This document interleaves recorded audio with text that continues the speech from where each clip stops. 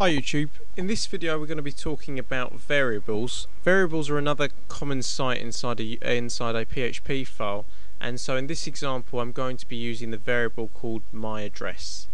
And variables are used to store pieces of information that you either can't or you don't want to repeat in the PHP file.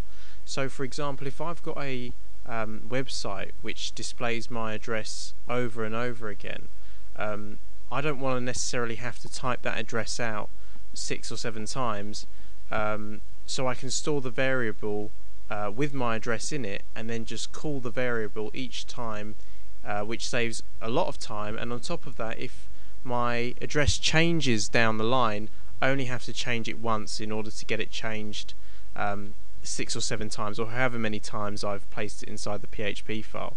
So there are 3 parts that make up a variable. The first is the $sign. This is used to declare the variable, and it's always needed before you either edit a variable or you display it. Next comes the variable name. In this case, my address. This needs to be unique to the variable, and it needs to appear directly after the $sign without any spaces. Then after that we've got the equals and the quotes sign that you'll recognize from the echo function, and the text or the data which you're storing in the variable goes in between the quotes. And then finally we have the semicolon to end the line.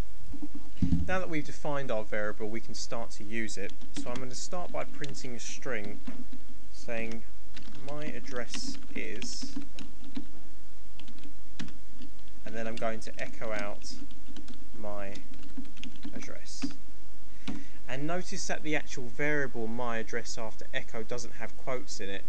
This is because it isn't a string anymore, it's a variable. If I placed quotes around it, you'll notice the formatting changes here in Dreamweaver, but also it would actually print $my underscore address instead of 13 Lambeth Close, Bexley, London, etc. So now that we've got that in place, every time I use the variable myAddress, it's going to replace it with the data up here. Variables are also often used to store numbers instead of just strings, and storing a number is pretty much the same as a string, but with one exception, and that is that you don't have to add quotes around it. So here's an example: my house number equals 15.